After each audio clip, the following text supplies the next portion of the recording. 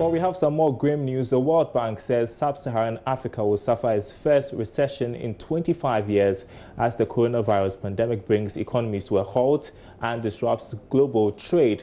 Its Africa Pulse report revealed today said that gross domestic product in the region will probably shrink between 2.1% and 5.1% in 2020 compared with 2.4% last year on account of large contractions in South Africa, Nigeria and Angola, the three biggest economies.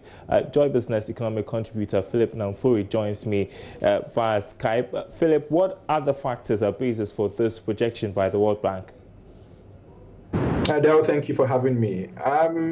Let me start off by saying, apart from the obvious trade supply chain disruptions, particularly when it comes to China and the Euro area, you realize that Africa's biggest trading partner as a whole is China, and some can argue vice versa for China also. Apart from that, let's look at the commodity prices. A lot of African countries depend on commodity prices to sustain their economies, or commodities in general. So gold, cocoa, oil, copper in some places, cobalt in some places, bananas, etc. Demand for all these will drop, and this will obviously tank African economies. Let's use Ghana as an example. We're already seeing the ripple effects in the cocoa industry. We're seeing it in the oil industry. Gold is holding a bit strong, but we expect that largely some of these commodity prices will drop because of the weak demand. And what about tourism? Tourism is a very important contributor to African economies.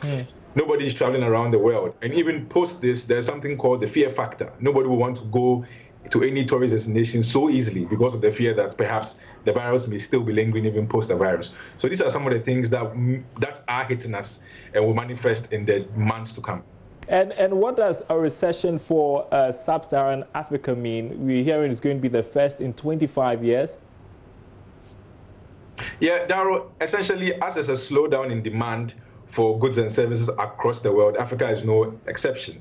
But you realize that Africa has come from a place where we've lifted people out of poverty. Let's bear in mind the Millennium Development Goals, then we transitioned into the SDG. Some of these had targets of moving people from the poor income lines to, let's say, some sort of decent living. And if there are lots of jobs, there's weak demand in the economy, these restrictions that we have to put in place to prevent the spread of the virus are preventing the poorest from moving and working, then you expect that it's further going to aggravate it. One example I want to bring to bear is remittances. You know, people in the international markets or developed world send people like us money. So let's talk about dollars, euro, pound. If there's a cut in flow of those funds coming, you can just imagine what people who receive funds from their relatives abroad, what are they going to depend on?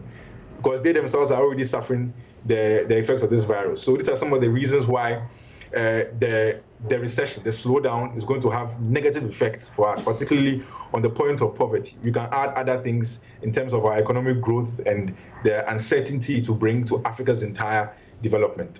And so what steps can African governments take? Darryl, African governments are already doing a lot. I mean, we talk about the health measures we are putting in place, but I think what we need to do, we are combining a multiplicity of measures. We're looking at fiscal issues, we're looking at monetary issues, we're doing our bit on the health. We will need some help from our development partners, no doubt. And I think the right mix of this over time should more or less mitigate the negative impact. But we just hope and pray that the virus obviously ends, because if there's no end in sight for it, then the negative effects are going to roll and roll and roll and roll. Doesn't look good, Philip.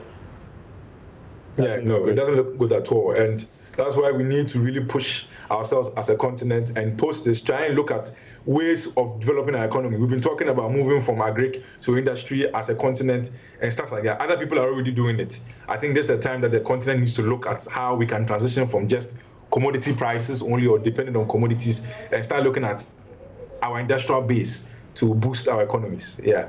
Philip Namfuri, Joy Business economic contributor. Thanks very much, my friend. Well.